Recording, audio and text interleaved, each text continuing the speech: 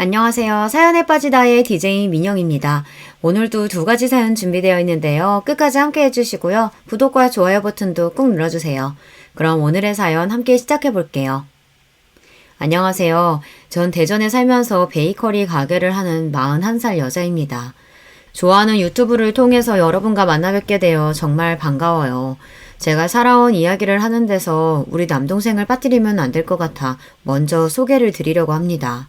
제 동생은 늘 웅크리고 잡니다. 눈부라치는 겨울 굴 속에서 아기 곰이 잔다면 꼭 그런 모습일까요? 특이하게 자는 모습이 귀여운 한편 갑자기 안타까움이 일어납니다. 쟤는 왜 저리 불쌍한 모습으로 자는 거야. 마음에 생채기만 남기는 이 세상과 단절하기라도 한 듯 등을 잔뜩 구부린 모습으로 자는 동생. 그러면 전 침대 위로 올라가 동생의 팔다리를 쭉쭉 밀어서 반듯하게 눕혀줍니다. 잘 때만이라도 정상인처럼 보였으면 하는 마음이었을까요? 하지만 동생은 눈을 찡긋거리더니 다시 원래의 웅크린 모양새로 돌아가곤 합니다. 다람쥐 쳇바퀴처럼 나는 반듯하게 자세를 고쳐주고 동생은 다시 웅크리는 꼴을 본 아빠가 말했습니다. 그만 좀 해라. 그게 다 무슨 소용이냐? 그것도 다 제가 멀쩡한 놈이 아니라 그리자는 거라니까. 그런 아빠의 말에 반발심이 들어서 저는 동생과 똑같은 모습으로 옆에 웅크리고 눕습니다. 저도 이렇게 웅크리고 자는 게 좋아요. 이게 얼마나 편한지 모르실걸요? 괜한 아집을 부리는 어린 딸의 마음을 아빠가 모를 리 없었겠죠. 흥 콧방귀를 뀌고 모르는 사람처럼 아빠는 지나가 버립니다. 그 뒤부터 저도 동생과 같이 곰처럼 웅크리고 자는 버릇이 생겼습니다. 자기야, 그렇게 자면 팔 안 베겨? 가끔 남편은 제 자는 모습이 불편해 보인다며 고치라고 하지만 전 그저 웃습니다. 아니, 얼마나 안락한지 몰라. 자기도 한번 해보면 계속 이렇게 잘걸? 제가 동생을 바라보는 복잡 단안한 마음을 여러분은 이해하시겠죠. 그 애가 가진 장애 때문에 내 가족이 아니려니 부정하고 외면도 해봤어요. 아무리 제가 그를 정상인처럼 행동하게끔 교정해봤지만 때때로 허사였습니다. 그래도 동생은 자기만의 느릿한 속도로 말하는 법을 익히고 세상을 이해해갔던 것 같아요. 끝내 자신이 잘하는 일을 찾았고 그 일이 힘들어도 멈추지 않았습니다. 그런 동생을 저는 누구보다 아끼고 사랑합니다. 제 동생 영민이는 저보다 7년 터울로 선천적으로 뇌병변 장애를 갖고 태어났어요. 아들을 낳으라는 친할머니의 구박에 엄마는 잦은 유산을 겪으면서 어렵게 동생을 낳았지만 멀쩡하지 못한 모습을 보고 친할머니와 아빠는 욕부터 해대셨대요. 병신, 손가락질하며 놀려대던 동네 애들이나 이웃 어른들의 멸시 어린 눈빛은 늘 우리를 따라다닙니다. 동생은 나름대로 발달하고 성장해서 이제 다 큰 성인이 되었지만 그 현실은 변치 않았어요. 그리고 제가 결혼하면서 맺은 새 가족, 그 가족 중에 누구보다 동생을 혐오하는 사람이 있었는데요. 바로 그건 시어머니였습니다. 아빠의 반대로 동생은 상견례 자리 등 가족들이 모이는 공식 석상에 단 한 번도 나오지 못했어요. 장애가 있는 남동생이 하나 있다는 이야기는 들으셨지만 결혼식 날이 돼서야 처음으로 시댁 가족들은 제 동생을 만나게 되었죠. 다리 근육의 강직으로 동생은 걸을 때 바깥날 발로 자꾸만 걷게 되고 이를 교정하는 깔창을 넣었지만 아무래도 걷는 모습이 정상인과 다르게 보였습니다. 미리 마음의 준비를 하고 있었지만 동생이 걸어오는 것을 보는 시댁 가족의 당황스러운 기색이 제게 느껴졌어요. 그래도 그 기색을 애써 감추시고 동생에게 악수를 청하시는 시아버지의 모습에 가슴을 쓸어내리며 안도했죠. 하지만 시모는 목에 뭐 잘못 걸린 사람처럼 불편한 기색을 감추지 못했습니다. 그러고는 제 동생을 못 본 척 서둘러 지나치더군요. 인사 한번 건네지 않은 어머님의 모습에 속으로 좀 상처받았어요. 지금 생각해보면 그런 행동 하나하나가 시모의 인격과 민낯을 보여주는 행동인지 그때 알아챘어야 했는데 말이죠. 그런데 그 무시가 끝이 아니었습니다. 신혼여행에 돌아와 시댁에 와 있는데 대뜸 저에게 이렇게 말씀하셨어요. 네 동생은 그 꼽추 같은 거냐? 왜 그렇게 삐딱하게 걷고 이상하게 움직인대? 무슨 병에 걸린 거야? 그런 건 전혀 아니고요. 신체 건강한 아이예요. 뇌기능 일부에 문제가 있어서 운동 능력이 정상인과 좀 다른 것 뿐이에요. 그럼 그 장애 유전자가 너희 집안에 흐르고 있는 거 아니냐? 나중에 내 손자에게 그게 옮겨갈까 무섭다. 그러니까 너 혹여 임신하게 되면 모든 검사 다 해라. 태아가 조금이라도 문제 있다면 낳지 말고 바로 지우고. 알겠냐? 시어머니라는 사람이 참 너무 무례하죠. 이후에도 시부는 틈만 나면 제 동생을 들먹이며 나를 약자로 만들었습니다. 하지만 여느 장애아 가정이 그렇듯 저도 심장에 어느 정도 근육이 배긴 사람이죠. 성치 않은 동생을 보호하고 다닐 때 우리에게 쏟아져 꽂히는 타인의 시선을 이겨내는 법, 피해 하나 주지 않았는데 그저 벌레 보듯 하며 쫓아내던 식당 주인들, 동생의 보호자로 살아온 세월 밥은 어디 꽁으로 먹었겠습니까? 그렇다고 해서 아픈 게 죄는 아니잖아요. 이리 항변해본들 우리 편 들어줄 정상에는 세상에 몇 없다는 걸 아니까 그저 체념하고 혼자 삭히는 수밖에 없었습니다. 시모가 제게 했던 모욕적인 언행을 남편에게 옮기지 않았어요. 그건 단지 가정의 분란이 끔찍이도 싫어서였어요. 제가 그런 선택을 하게 된 것은 사실 친정아빠의 영향이 컸습니다. 우리 집안이 이럴 리가 없는데 이게 다 네 엄마 탓이야. 저런 거 내 눈앞에서 치워. 우리 아빠는 그 어떤 타인보다 더 거칠게 자기 아들을 혐오했습니다. 아버지는 명문고와 명문대를 거쳐 공직 생활을 하셨던 분이죠. 남다른 자신감과 오만함으로 똘똘 뭉친 사람이 바로 우리 아빠였죠. 그런 사람에게 자식이 뇌의 일부 장애를 안고 태어났다는 사실은 아마 더할 수 없는 충격이었겠다고 전 그리 짐작합니다. 가족 동반으로 나서는 어떤 자리에서도 동생 영민이는 없는 자식처럼 집에 떨궈놓고 가셨어요. 반대로 엄마는 불쌍한 내 자식, 아픈 손가락 낀 영민이를 더 끔찍이 위하고 감싸셨죠. 전 부모님의 극단 사이에서 딱 중간이었습니다. 동생을 놓고 부모님 싸움 벌어지는 것도 싫고 엄마의 온 관심이 영민이만 향해 있는 것도 원망스러웠어요. 그래서 사춘기 시절 영민이가 미웠고 내 동생이 아니었으면 어디 사라져버렸으면 기도를 드린 적도 있었습니다. 하지만 그럼에도 영민이는 저를 제일 따랐고 좋아했어요. 집 밖에 나서면 주변 눈총에 무섭다는 엄마와 달리 전 동생을 여기저기 데리고 다녔습니다. 무식하고 용감한 게 제 성미라 남들 시선이 싫어도 그럴수록 더 내 동생을 세상에 내놓고 싶어졌어요. 그래서 동생은 세상이 어떤지도 알고 그런 만큼 자신의 결정을 받아들이고 강하게 이겨나갔습니다. 스스로 신발을 신고 벗고 누나에게 가끔 당돌하게 조언도 하는 그런 어른으로 성장했죠.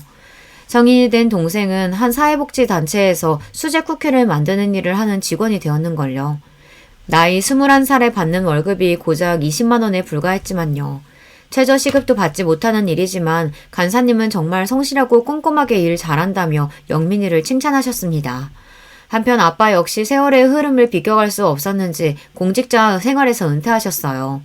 철마다 드시는 보약에 엄마에게 온갖 보신 음식을 해내라며 건강을 끔찍이 챙기던 아빠가 암을 얻었다는 소리를 들었을 때 전 믿을 수 없었습니다. 진짜야, 너희 아빠가 대장암이라더라. 세상 참 웃기지? 다른 사람도 아니고 너희 아빠 같은 사람이 암에 걸리다니. 자존심에 끝까지 자신의 병을 자식에게 드러내는 양반은 아니셨고 엄마가 아빠가 암에 걸렸다는 사실을 알려주었습니다. 3번에 걸친 항암치료와 짧지 않은 투병 생활 동안 아빠는 자신이 죽지 않을 거라는 확신을 가진 사람처럼 꼿꼿이 지내셨어요. 3년의 투병 생활 끝에 아버지를 보내면서 슬픔이나 그리움보다는 허탈함과 해방감이 몰려왔습니다.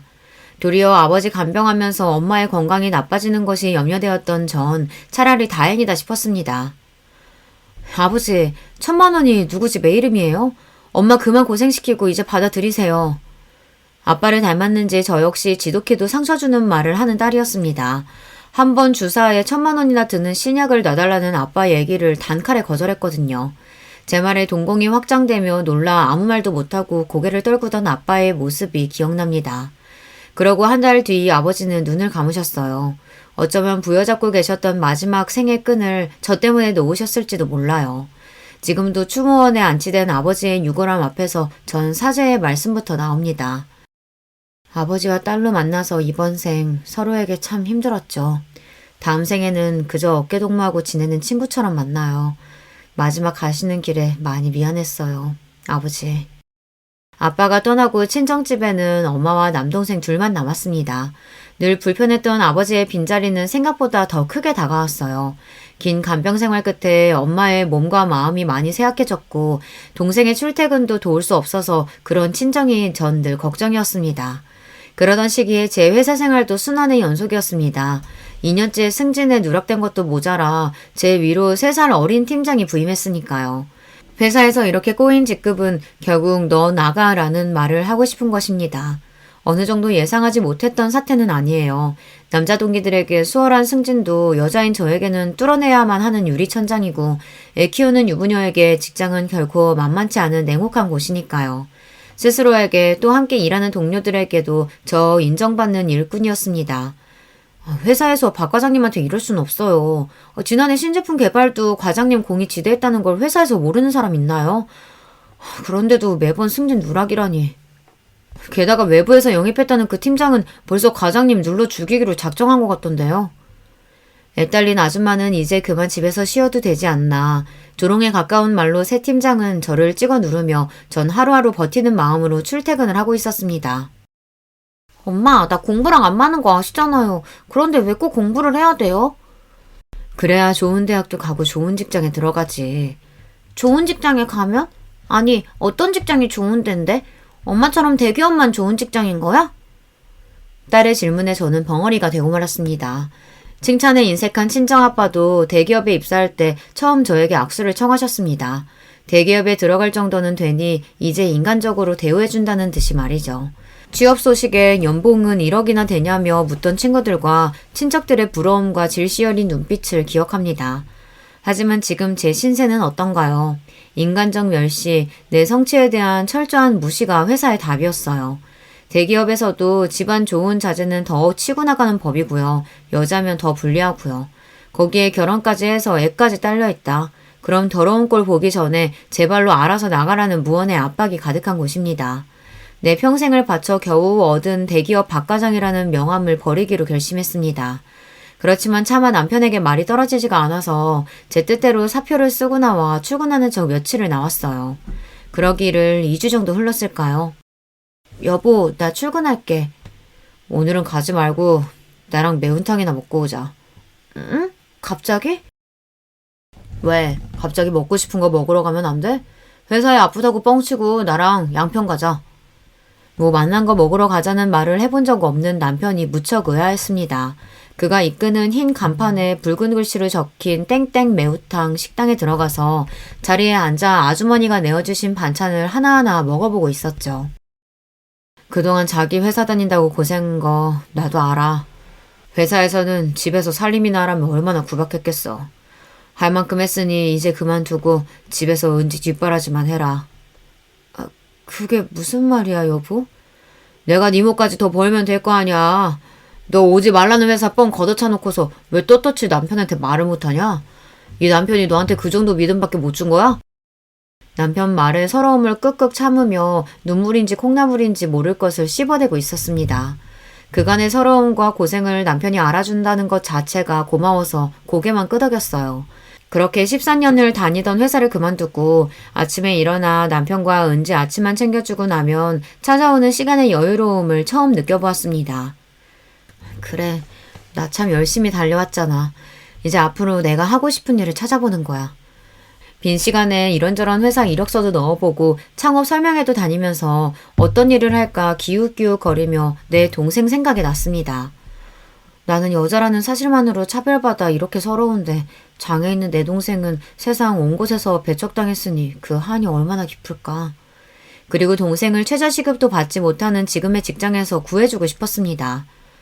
여보, 내가 동생과 함께 할 수 있는 일을 해보면 어떨까? 처남이랑? 물론 그럴 수만 있다면 처남에게도 당신에게도 좋은 일이지. 근데 그런 일이 있겠나? 동생이 다니던 회사에서 쿠키를 잘 굽는다는 칭찬이 자자했습니다. 또 은지가 어릴 때 휴일날 함께 베이킹했던 기억이 저에게는 달콤하게 남아있거든요. 그런 생각을 하다 보니 모든 상황은 저를 이렇게 빵가게 사장으로 이끌었어요. 여러분 주변을 둘러보세요. 파리바게트 같은 대기업부터 개인 가게까지 베이커리 상점이 얼마나 많은가요? 레드오션 중에 레드오션이지만 전 용감하게 그 속으로 뛰어들어 보았습니다. 느리지만 정성스럽게 굽는 빵이라는 간판을 걸고 우리 남매의 가게를 열었어요. 당연히 처음에는 적자의 연속이었죠. 정말 어떤 날은 가게에 딱 한 분 손님만 오셔서 제가 남은 빵 여러 개를 덤으로 더 드렸던 기억도 있네요. 그 좋은 회사 걷어차고 한다는 게 고작 빵 쪼가리 파는 데라니. 기가 찬다 참. 그것도 네 장에 걸린 동생 데리고 가게가 아주 잘도 돌아가겠다. 어? 그러게 왜 그 좋은 데를 네 발로 차고 나오냐 나오길. 오늘 나온 빵 어머님이 다 사주실 것 아니면 동생, 아니 우리 직원에 대해 그렇게 말씀하지 마세요. 환영의 인사로 충분해야 할 개업식 날 찾아온 시몬은 이렇게 말로 초를 치기 시작했습니다. 시몬은 떠나는 순간까지 저에게 괜히 가게나 해서 집안 재산 들여먹는 거 아니냐, 동생은 내보내라는 등 잔소리 넘는 간섭으로 아주 기운을 빼놓으셨죠. 시모가 가시고 속상한 마음에 맥주 한 캔을 들이키는 저에게 남편은 미안하다는 듯한 한마디를 건네더군요. 오늘 엄마 말씀 많이 서운했지? 그런데 너무 미워하지 마라. 다 자식 걱정에 그러시는 거 아니겠어? 그러면서 남편은 통장과 도장을 제 앞에 내놓았어요. 안 그래도 가게 차리면서 은행에 진 빚은 있지 빵은 잘 안 팔리지. 돈 걱정이 많았던 제 마음을 남편이 알아준 겁니다. 그 돈은 바로 자기 용돈을 모아놓은 적금 통장이었어요. 통장에는 92개월간 모아온 1,470만 원이라는 숫자가 적혀 있었어요. 자기 한 달 용돈이 얼마나 된다고 그걸 떼서 이렇게나 많이 모았어? 놀란 마음을 감추고 이렇게 퉁명스레 얘기했지만 사실 속으로 떨렸습니다. 왠지 대학교 때 등록금 하려고 모아놨는데 저것이나 하는 거 보니 대학이나 갈까 모르겠다. 처남은 나한테 아들과 마찬가지라고. 그러니 처남 등록금이라고 생각하고 내가 도울 거 있으면 또 말해. 이러니 내가 시몬은 싫어도 남편만 보며 어찌어찌 결혼 생활을 이어갔던 것 같아요. 많은 우려 속에 연 베이커리 가게는 저와 우리 친정 가족의 희망 그 자체였습니다. 동생은 빵을 구울 때 세상에서 가장 행복해 보였어요. 물론 보통의 사람보다야 많은 시간을 들여야 하죠. 하지만 정성스럽게 굽는 만큼 빵의 결은 더욱 보드랍고 쿠키의 버터 냄새는 더욱 고소합니다. 이 향과 맛은 오시는 단골 손님들이 더 기가 막히게 알아채세요. 사장님, 오늘 쿠키는 사장님이 구우셨죠? 우리 배우님이 구운 것과는 향 자체가 다르다고요. 맞죠? 맞죠? 어머, 귀신이네. 우리 배우군은 어제 손을 좀 다쳐서 오늘은 부득이 제가 구웠으니 양해해 주세요. 어머머, 우리 배우님 많이 다치셨나요? 도리어 손님 중에 이렇게 동생이 만든 빵을 선호하고 또 가게에서 안 보이면 걱정하는 분들이 늘어났답니다. 제 동생이 제일 좋아하는 동물은 곰, 그래서 가게에서 닉네임이 베어라는 명찰을 달고 있어요. 가게에 오시는 손님들은 동생을 베어님이라고 부르죠. 그분들에게 베어는 더 이상 내병변 장애인이 아니라 맛있는 베이커리를 굽는 파티셰입니다. 내 동생은 지금 최고로 행복하다면서 자기 일에 자부심을 갖고 누구보다 성실하게 일하고 있어요. 사람의 애정과 노력은 배신하지 않는 법이죠. 우리 베이커리를 찾아주는 손님들은 갈수록 늘어났답니다. 어떤 날은 가게 문을 닫는 9시가 되기 한참 전에 모든 빵이 다 팔리기도 해요. 어머, 퇴근하고 바로 뛰어오는데 벌써 솔드아웃이에요? 참, 오늘 하루가 고돼서 여기 빵 너무 먹고 싶었는데. 이렇게 아쉬움으로 발걸음을 돌리는 손님들이 생길 지경이었어요. 저와 동생은 욕심부리지 않고 하루 생산할 수 있는 만큼의 베이커리를 생산하느라 손님들의 기대에 못 미치는 양일 수 있어요. 그래도 우리 집 생활비에 동생 월급 그리고 가게 빚 이자를 내기에는 충분할 만큼 수익을 내게 되었죠. 저희 가게를 사랑해주시는 많은 분들께 이 자리를 빌려 정말 감사드려요. 한편 남편에게는 7살 어린 여동생이 있었는데요. 이 친구가 또 골칫거립니다. 우리 막둥이 봐라. 저렇게나 예쁘고 곰살맞으니 어느 놈이 데려갈까 아깝기도 하네. 네 주변에 누구 좋은 사위감 없냐? 사짜 직업 아니면 남자 집안에 건물 한 채 정도 있는 남자라야 신우에게 대볼 수 있다는 시모의 말에 실소가 나왔습니다. 고슴도치 눈에는 자식의 가시도 장미 이파리처럼 보이는 격이죠. 언니, 나 친구랑 여행 왔다가 수중에 돈 한 푼 안 남아버렸어요. 그러니까 언니가 나 좀 데리러 와줘요. 거기가 어딘데요? 운전면허도 없는 대학생이 강원도 양양까지 갔다니 거기에다가 교통비도 없어서 못 오고 있다는 말을 부끄럽지도 않은지 서슴지 않고 합니다. 신우이는 그런 여자예요. 약삭 바르고 눈치가 굳어낸 여우라 그런 막내딸이 이쁘다며 시모는 물고 빨고 어린애 대하듯 오냐오냐 키우셨어요. 덕분에 시댁에서 온갖 좋은 것은 장남인 남편을 제치고 모두 신우이의 몫이었다네요. 전 퇴근하자마자 운전대를 잡고 양양으로 향했죠. 언니, 지금 이렇게 늦게 오면 어떡해요. 배고파 뒤지는 줄 알았네. 차에 뭐 먹을 거 있어요? 반갑고 고맙다는 인사는 뒷전이고 만나자마자 짜증을 내는 신우이의 옆에는 머쓱하게 서 있는 한 남자애가 보였습니다. 이 남자가 아가씨랑 같이 온 사람이에요? 아가씨 친구랑 여행 왔다면서요.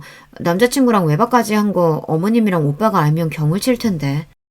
그러니까 내가 언니한테만 연락을 했죠. 이 일은 무덤까지 갖고 갈 비밀이에요. 아셨죠? 자기야, 어서 차 타고 가자. 추워. 이렇게 신우이와 남자친구를 태우고 다시 3시간 반이 걸려 서울에 도착한 경험이 있습니다. 이번 일을 보시면 알 수 있듯이 신우이는 제멋대로의 성격에 남자도 수없이 갈아치웠어요. 고등학교 때 사귀다가 같이 가출해서 일주일 함께 살다 온 30살짜리 남자부터 시작해서 성인이 된 이후에는 남자친구가 매번 변하는 통에 몇 명인지 셀 수도 없었죠. 촌스럽게. 걘 그냥 잠깐 만나는 애일 뿐이고 무슨 남자친구라고 잔소리해요. 아가씨는 그냥 만나는 남자랑 손도 잡고 외박도 하나 봐요. 내가 인기가 좋아서 오는 남자 뭐 어떻게 막으라고. 그리고 난 결혼 생각 없으니까 애인이나 많이 만들어두는 거죠.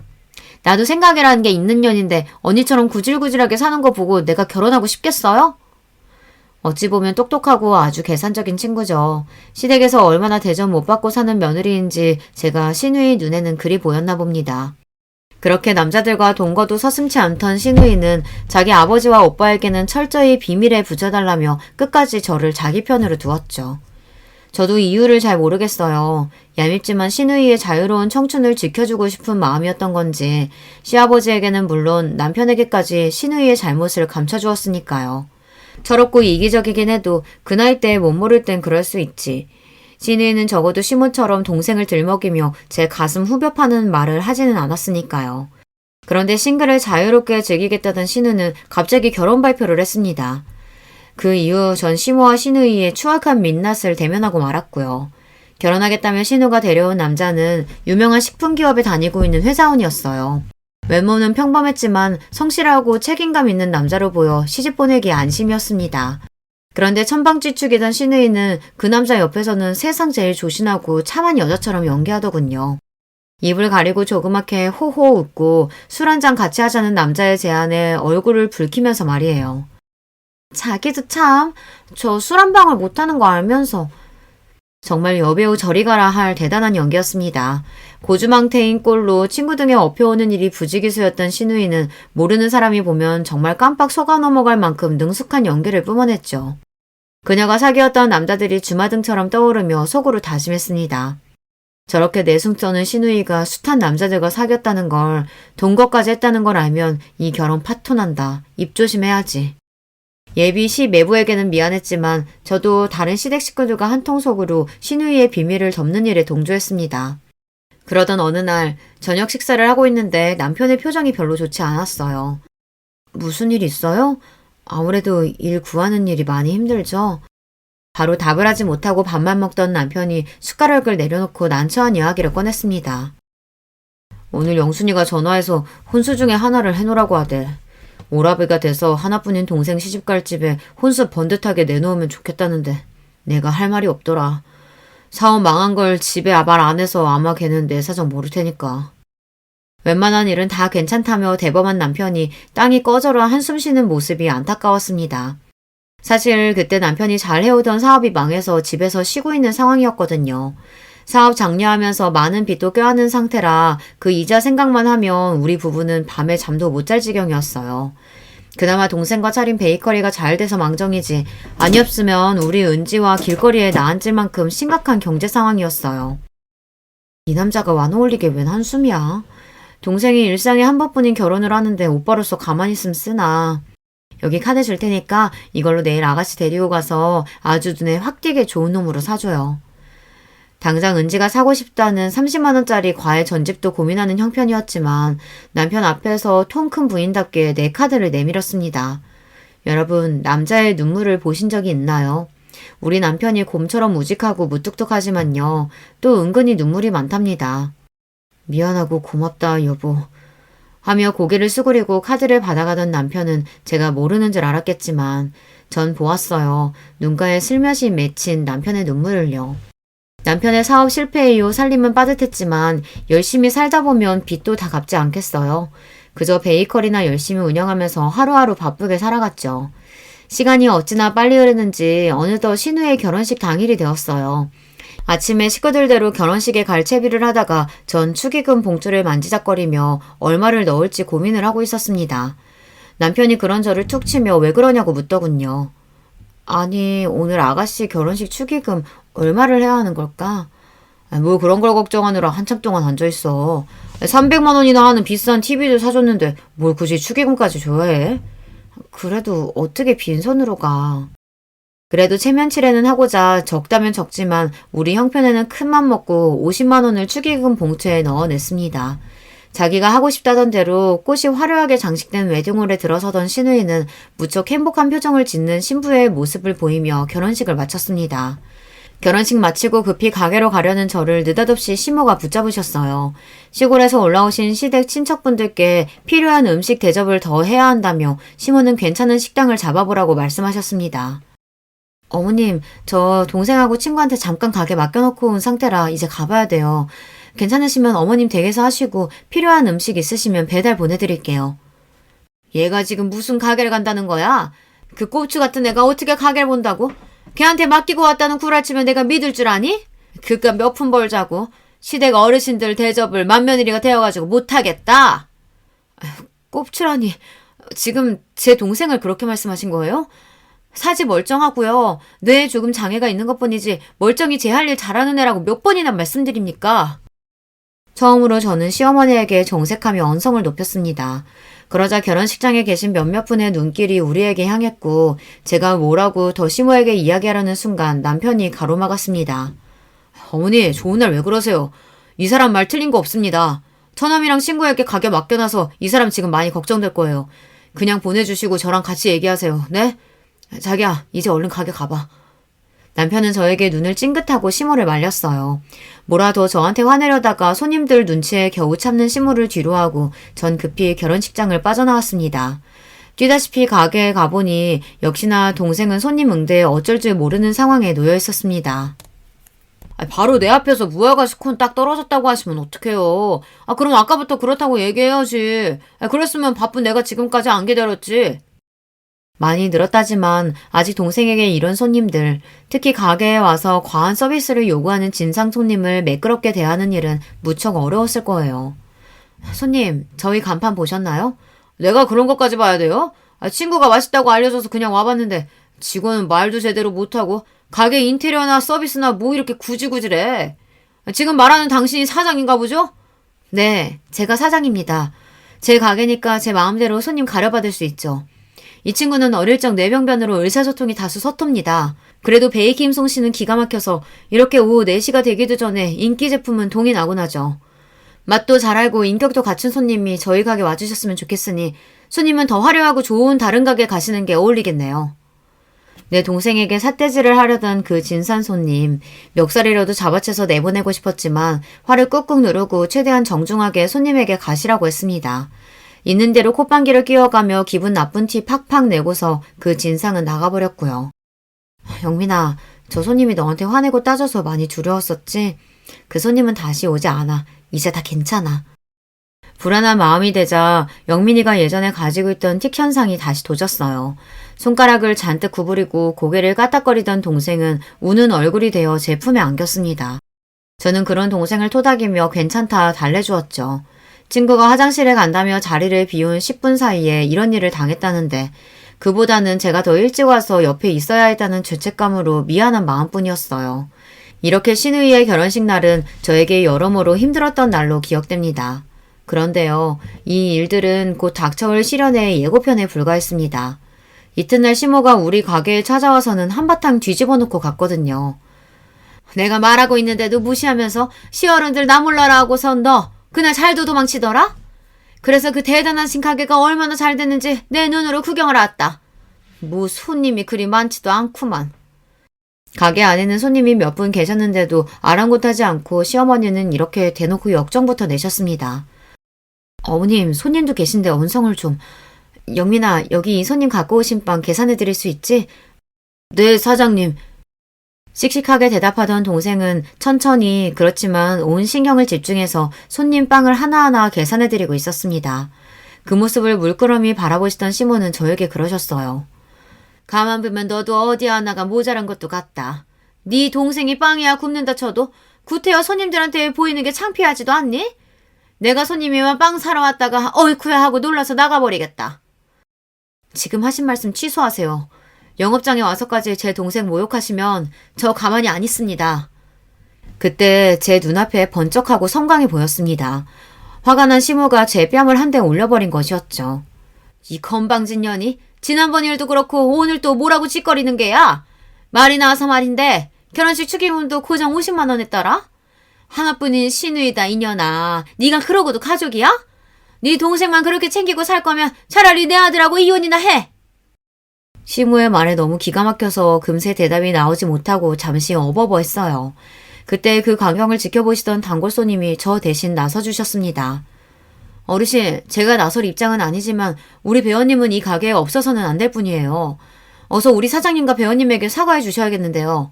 아니면 영업 방해와 폭력으로 경찰에 신고하겠어요. 이 여자는 또 뭐야? 당신이 뭔데 내 아들 가게에서 이래라 저래라. 그만! 제발 어머님은 빠지시라고요. 전 더 이상 참지 못하고 시모에게 내지르고 말았습니다. 당신하고 다시 얼굴 볼 일 없게 할 테니 이제 내 가게에서 나가세요. 여긴 나와 내 동생의 가게고 당신 아들은 지금 백수로 놀고 먹고 있으니까 어머님은 아무 권리가 없으니 당장 나가시라고요. 시모는 자기 아들이 백수라는 부분에 놀랐는지 제가 막무가내로 쫓아내서 당황한 건지 모르겠지만 획하니 가게를 나가버렸습니다. 저분 시어머니 맞죠? 참 사장님의 마음고생이 심했겠네요. 시모가 절 때리고 서로 싸우는 광경을 본 데다 제가 서럽게 우니까 동상은 불안해하며 펄짝펄짝 제자리에서 뛰어댔습니다. 그 손님은 동생의 손을 잡아주면서 달래주는 한편 제 편에 서서 이야기를 들어주었고요. 그러네요. 손님이 현명하네요. 나도 이제 저런 시어머니 뻥 차버리려고요. 멀쩡히 서 있을 기력도 없던 저는 남은 빵을 손님에게 다 드리고 일찍 가게 문을 닫았습니다. 동생을 집에 데려다주고 나서 남편에게 곧바로 전화했어요. 그리고 마음속에서 몇 번이나 다짐했던 말을 내뱉었습니다. 나 당신이랑 못 살 것 같아.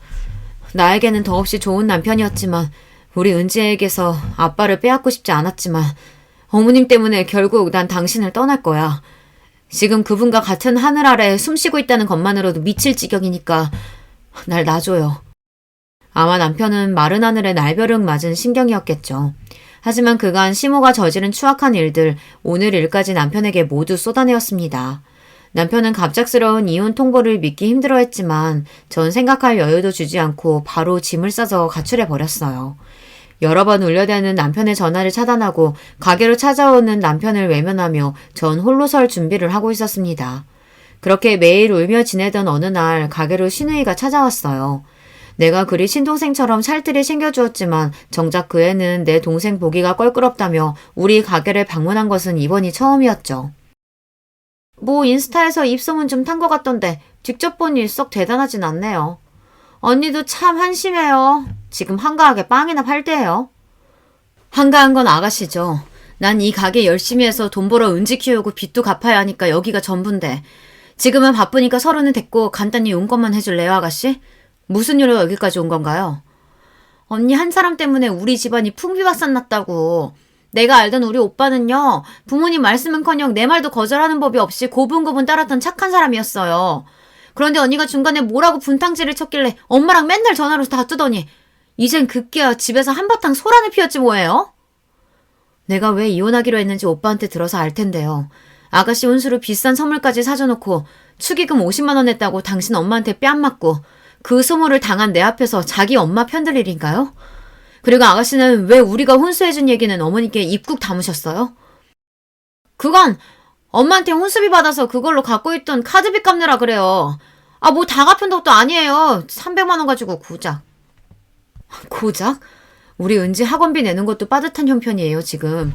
당신 오빠 백수 된 지 오래라 나 혼자 아등바등 벌어 살면서도 불평 한 번 하지 않았고 혼수로 300만 원 쓴 게 우리한테 얼마나 큰일이었는지 알기나 해요? 세연이가 뭐나 된다고 이런데. 오빠 잠깐 힘들 때 생활비 좀 버는 거? 아, 지금 그거 가지고 유세하는 거였어요? 저런 삐리삐리한 동생 데리고 하는 이딴 가게 하나 갖고 거만 떠는지 몰라도 당장 이혼 취소하고 우리 엄마한테 사과부터 드리세요. 지난 일에 자기 탓이 있다는 걸 알면서도 신우는 나한테 미안한 마음 요만큼도 표현하지 않았습니다. 오히려 밉살맞게 끼어들어 조언이랍시고 짓거리고 가는 신우이의 뒷모습에 전 오기마저 들었습니다. 이게 아주 제대로 까부네. 오냐, 어디 넌 결혼생활 끝까지 잘할 수 있나 보자. 예전에 받은 신우이의 전자청첩장에 시 매부의 이메일 주소가 담겨있던 것이 기억났어요. 신우이의 정체를 낱낱이 밝히는 장문의 글을 써서 신우 남편에게 메일로 쏴버렸습니다.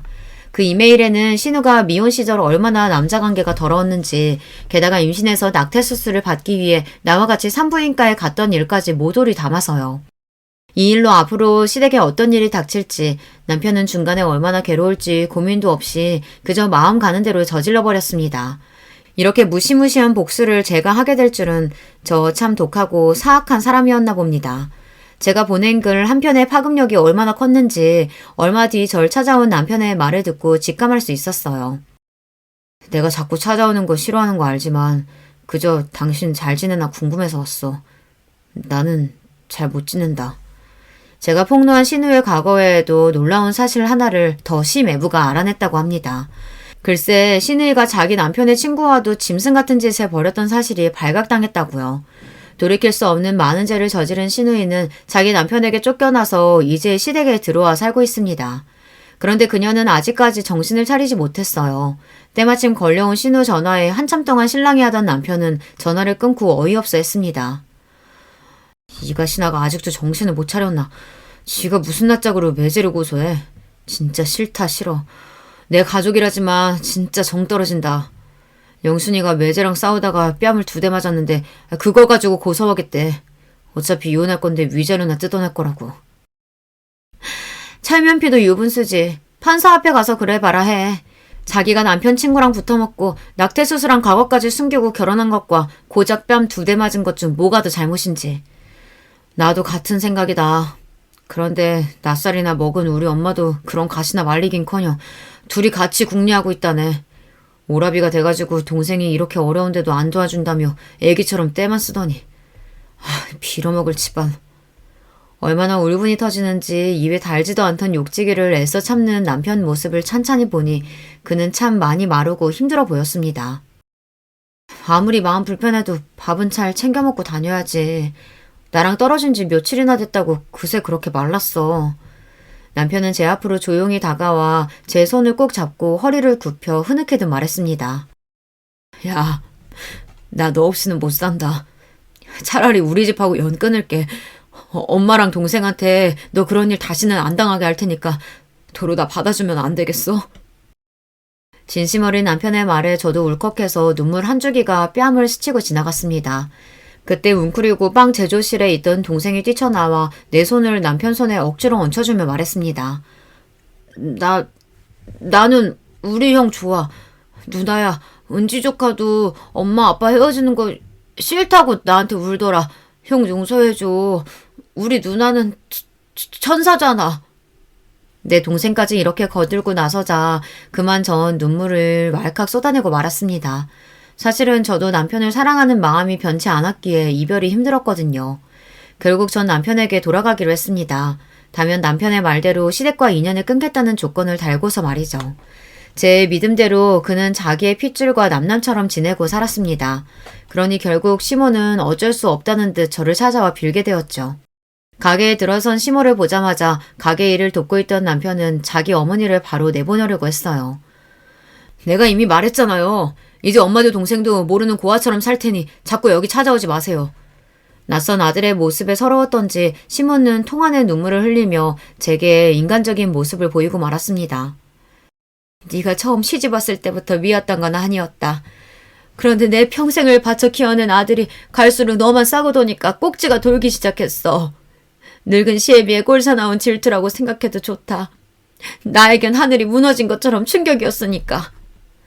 그리고 이어진 시모의 한마디에 이젠 제가 꼭지가 돌 것 같았습니다. 게다가 또 충격은 내 아들이 불구 같은 네 동생을 우리 가족보다 더 챙기고 정을 쏟는 모습이었어. 말 함부로 하지 마세요. 제 동생 보고 꼽추라하더니 어떻게 이젠 불구라고까지 하세요? 그건 내가 못 배워서 저 동생한테 뭐라고 해야 할지 잘 몰라서 그래. 어쨌든 장애인 네 동생을 꽁꽁 숨기고 나에게서 감췄어야 했다. 네 동생을 보면 옛날 우리 집 살던 고모가 떠올라서 미치겠어. 넌 저런 동생이 뭐 떳떳하다고 시부모나 모르는 사람들 앞에서 데리고 다니는 거냐? 내 가족인데 그럼 내가 몰라라 하고 내쳐야 해요? 내 동생은요, 저보다 빵 잘 굽고 저보다 더 행복하게 사는 방법을 아는 애예요. 겉보기에 멀쩡하면서 가족들한테 상처 주고 실수하는 저나 어머님 그 누구에게도 뒤지지 않을 그럴 사람이라고요. 제 말을 듣던 시모는 잠시 말을 멈추고 뭔가 떠오르듯 말하기 힘들어하다 담담히 고백하듯 옛 이야기를 들려주었습니다. 나보다 10살쯤 많은 고모가 있었어. 어릴 적 냇가에서 놀다가 휩쓸려 척추를 다쳐서 새우처럼 등이 굽었던 우리 고모는 꼽치였지. 병신이 된 고모는 늘 어두운 방에서 꼭꼭 숨어 살아야 했어. 그래도 조카라고 나한테 고무줄이나 사방치기도 가르쳐주며 나랑 놀아주었지. 우리 고모가 등만 굽었지 얼굴도 하얗고 말은 얼마나 재밌게 하는지 참 좋아했는데. 그런 고모가 있으셨는데 왜 그리 제 동생을 눈엣가시처럼 여기셨어요? 내가 학교 갈 무렵이 되자 동네 애들이 놀렸다. 꼽추가 집에 산다고, 나한테 꼽추 냄새까지 난다고. 그때부터 난 고모를 멀리하기 시작했지. 우리 고모는 갑자기 돌아선 내가 얼마나 미웠을까. 그래도 난 어쩔 수 없었어. 자존심 센 나한테 사람들의 가시 같은 한마디, 눈초리 한 번은 견디기 힘들었으니까. 고모님은 그래도 조카였던 어머님을 원망하기보다 기다렸을 거예요. 걱정하고. 나도 알아. 고모는 방에서 혼자 결핵을 앓다가 외롭게 죽어버렸지. 그걸 본 마흔 사람들은 또 수군거렸어. 저건 집에서 굶겨 죽인 거라고. 겨울날 방에 불도 안 떼주고 말간 죽이나 주니까 병에 걸렸지. 결국 가족에게 죽임당한 거나 마찬가지라고. 입 하나가 아까웠던 그 시절을 네가 아니? 나도 가슴 찢어지게 아파하고 고모 보냈지만 어차피 제대로 살지 못할 사람이라면 차라리 일찍 저승 가는 게 낫겠다 여겼어. 그리고 나는 절대로 남들 손가락질 받을 사람이 안 되겠다 다짐했지. 날 좋아하는 사람 하나 없어도 속으로 난 대단한 사람이다. 그리 외워가며 살아왔어. 그런데 너희 남매는 어떻게 왜 그리 당당할 수 있는 거냐? 네 동생은 누구보다 챙기면서 우리 영순이 축의금은 꼴랑 50만 원 하는 걸 보고 내가 그만 눈이 뒤집히고 말았던 거야. 시모는 거만한 가면을 내려놓고 솔직하게 부끄러운 과거까지 모두 얘기하셨습니다. 그 말씀을 들으니 왜 그리 제 동생과 저에게 모질게 대하셨는지 조금 이해가 가기도 했어요. 하지만 사람이 곁에 있을 때 잘해야 한다고 그 말씀 한 번으로 시모와 벌어진 사이를 단숨에 붙이기란 어려웠습니다. 그리고 남편 역시 저와 같은 생각이었고요. 어머니, 그만 일어나시고 눈물 닦으세요. 그 마음 충분히 이해하는데 아직 시간이 필요합니다. 제 결심은 달라질 것이 없으니까요. 그래도 기어이 저 병신 같은 것들을 네가 데리고 가겠다. 널 낳아 길러준 네 어미를 버리고. 한참 눈물 짓던 시모는 이제 분노를 터뜨리며 악에 악을 쓰기 시작했어요. 저는요. 우리 남편이 우리 은지가 설령 어머님이 장애자였어도 다 품었을 거예요. 사랑하는 가족이니까 부족한 부분은 제가 채워주면서 끝까지 책임지고 살았을 겁니다. 시모는 제 이야기에 놀란 눈이 되어 털썩 주저앉아 한참 통곡하셨습니다. 나 이만 가마. 새아가 미안했다. 언젠가가 되면 보자꾸나. 시몬은 온몸에 기운이 다 빠진 사람처럼 축 늘어진 모습으로 떠나셨고 그리 끈질기게 연락하고 괴롭히던 일도 멈추셨습니다. 아마 그날 우리의 대화로 느끼셨을지도 몰라요. 서로에게 적당한 거리를 갖고 각자의 상처가 아문 그 어느 나중에 보는 것이 현명하다는 것을 말이죠. 이렇게 혼란스러운 일들이 지나자 우리 세 식구는 평화롭게 지내게 되었습니다. 남편은 백수 생활을 접고 어느 기업체에 취직해서 잘 다니고 있고 전 여전히 동생과 함께 베이커리 가게를 하며 삽니다. 제 삶에서 전과 달라진 점이 있다면 만사에 더 감사하게 되었다는 것, 명절마다 시댁 챙기느라 못 갔던 우리 친정에 가서 재미나게 지내다 온다는 것, 남편과 더 돈독하게 부부의 정이 쌓아간다는 것, 그 정도일까요? 미래의 일은 알 수 없기에 언젠가 시모와 시누이를 만나게 되겠지만요. 만약 이전과 같은 모습이라면 얼마든지 손을 뻗어 내 삶에서 밀어낼 작정이기에 전처럼 두렵지만은 않습니다. 그리고 이제 제 이야기를 마무리하려고 합니다. 가게에서 틈틈이 이 글을 쓰는데 동생이 무척 많은 관심을 가지고 쳐다보더군요. 누나가 글을 쓸 때 표정 이쁘다. 이번 기회로 시작해서 제가 살아온 일 외에도 조금씩 글을 써보려고 합니다. 처녀작이라 부족함이 많았는데 불구하고 끝까지 들어주신 구독자 여러분께 깊은 감사드립니다. 마지막으로 이 말씀 드리고 싶어요. 어떤 사람이 말하더군요.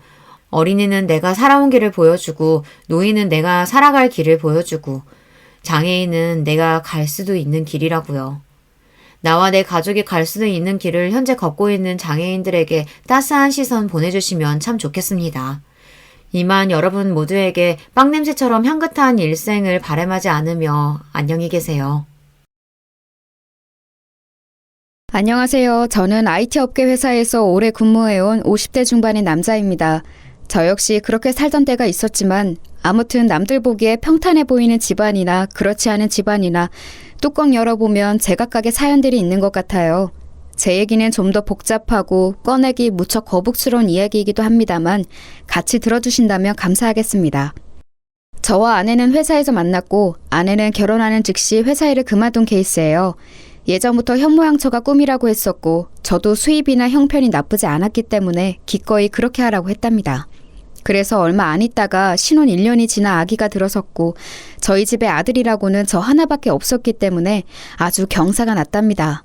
어머니는 우리 아들이 태어났을 때 가끔 봐주시기도 했고 자라는 내내 해마다 적지 않은 용돈을 꼬박꼬박 주셨었어요. 아내는 그때마다 감사하다는 인사를 했었고 어머니도 흐뭇해하셨고요. 어머니 정말 감사해요. 우리 정민이 건강히 잘 키울게요. 주신 용돈으로 옷도 잘 해입히고 맛있는 것도 꾸준히 해먹일 거예요. 아내가 이렇게 인사한 이유는 어머니는 정말 섭섭지 않게 용돈을 주셨거든요. 그렇게 해서 시간이 흘러 우리 아들이 초등학교 4학년쯤 되었을 때의 일인데요. 그쯤 되어 어머니가 많이 아프셨어요. 연세도 연세이기도 하고 그쯤 되면 다들 몸이 안 좋아진다고 하지만 특히 관절이 너무 약해지셨더라고요. 한 번은 지하철 계단에서 쓰러지시기도 하고 제가 정말 헐레벌떡 모시러 갔던 기억도 나요. 이런 일이 몇 번 있으니 어머니를 혼자 두고 싶지 않더라고요. 아내도 이 사실을 알고 걱정했고 한 번은 누나들과 의논을 해야겠다는 생각했어요. 근데 아무리 고민해봐도 어머니를 모실 수 있는 입장은 저밖에 안 되겠더라고요. 아내에게 의견을 물었더니 곧장 바로 수긍을 하더라고요. 그래, 당연히 우리가 모셔야지. 어머니가 우리 정민이랑 나를 얼마나 각별히 챙겨주셨어. 우리 엄마한테 물어보니까 원래 그 나이 되면 다 관절이 엉망진창이 된대. 더 물어볼 것도 없이 얼른 정리하고 오시라고 말씀드려. 이 부분에 저는 무척 감사하는 마음이 컸고 적극적으로 반영을 해서 모든 일이 일사천리로 이루어졌어요. 집안에 있는 한쪽 끝방을 어머니에게 내드렸고 그 바로 옆방이 아들방이었고 저희 안방까지 이렇게 집을 새롭게 개편하게 되었답니다. 그리고 며칠 지나고 어머니가 저에게 감상을 얘기하시는데 다행이다 싶으면서도 좀 걸리는 게 있는 거예요. 아이고 경선이같이 착한 며느리가 어딨어. 그렇게 지극정성으로 날 봐준다 글쎄. 화장실 오갈 때도 계속 물어봐. 괜찮으시냐고. 낮에도 뭐 먹고 싶냐고 물어서 계속 갖다 주더라. 그런데 사돈 어른이 평소에 이렇게 자주 오시니? 내가 여기서 니네 신세지며 할 얘기는 아니다만. 그래서 전 조금 놀랍고 무슨 일인가 했어요. 나중에 아내를 통해서 물어보니 이렇게 말하는 거예요. 엄마가 정민이 계속 보고 싶대서 그냥 편하게 오라 했어. 서로 의식하면 불편하니까 그냥 신경 안 쓰고 각각 있다 가면 되잖아. 어머니도 괜찮다고 하시던데? 그리고 우리 엄마는 정민이 어지간히 이뻐하잖아. 학교 등하교도 계속 본인이 시키겠다고 하는데 애 데려와서 집에서 잠깐 쉬시게 해야 하니까.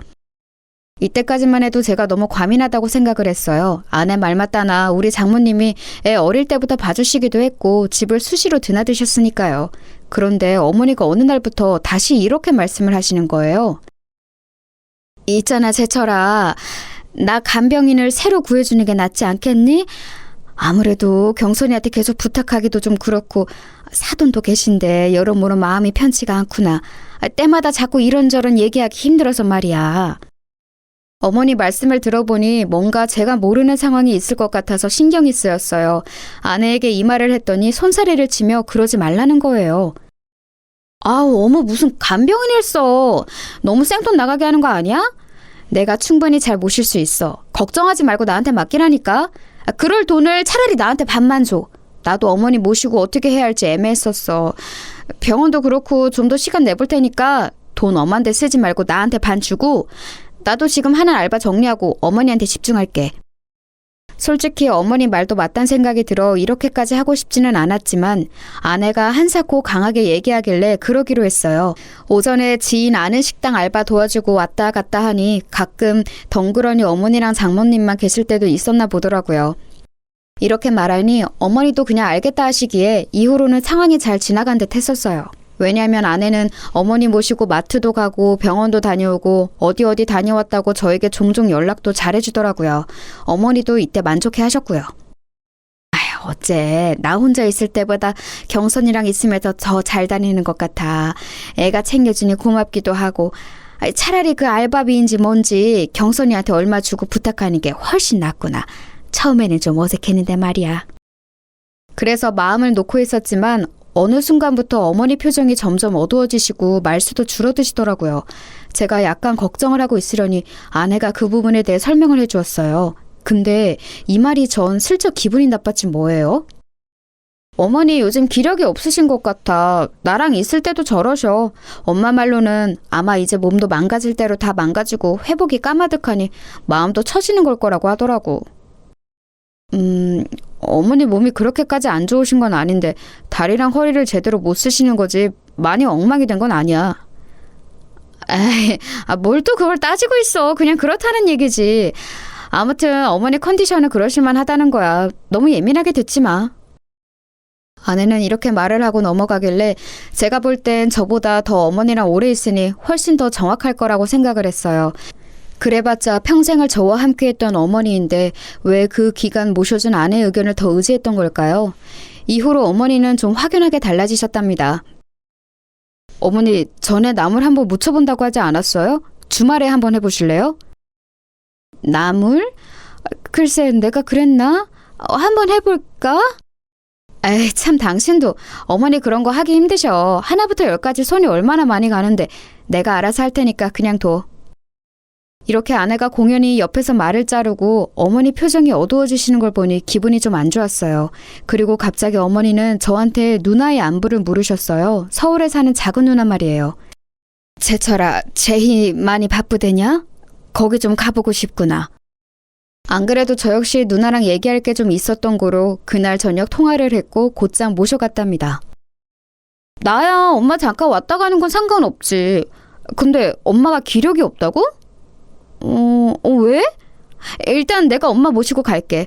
어디 많이 아픈가? 이렇게 누나가 엄마를 모시고 갔는데 며칠 뒤 다시 데려다 주면서 이런 말을 하는 거예요. 제철아, 혹시 옆에 올케 있어? 없지? 있잖아. 나 좀 고민해 본 게 있는데, 있잖아. 엄마랑 올케랑 사이가 좀 어떤 것 같아? 전 전혀 예상하지 못한 말에 약간 가슴이 울렁거렸어요. 이 사람이랑? 왜? 어머니랑 잘 지내는 것 같은데 누나 왜 그런 얘기를 하는 거야? 누나는 이때 숨을 들이쉬더니 잘 들으라면서 작게 말하더라고요. 생각해봐. 너 좀 듣기 거북하겠지만 나는 좀 이해가 안 가서. 보통 시어머니 병원 간다거나 간병인 붙여드린다고 하면 대부분의 며느리들은 그냥 둬. 자기 일거리가 줄어드니까. 근데 굳이 그 금액 반 달라고 하면서 자기가 모신다고 했다며. 근데 그날도 내가 엄마 태우러 갔을 때 보니까 올케 표정이 썩 안 좋더라고. 엄마한테도 약간 틱틱대듯이 말하고 말이야. 내가 있는데도 저러는 걸 보니까 없을 땐 어떨까 잠깐 생각이 들었어. 그리고 엄마 우리 집에 있던 그 3박 4일간 얼마나 잘 드셨는데 별거 없는 것도 되게 잘 먹고. 여기서 할 말을 잃었지만 누나는 계속해서 말을 하더라고요. 있잖아, 내가 신우짓 하는 게 아니고 엄마랑 관련된 거니까 얘기를 할 수밖에 없는 거야. 이거 좀 과하게 느껴질지 모르지만 말이야. 혹시 몰라서 그러니까 그 홈 CCTV 한번 달아보는 거 어때? 그거 하기 어렵지 않거든.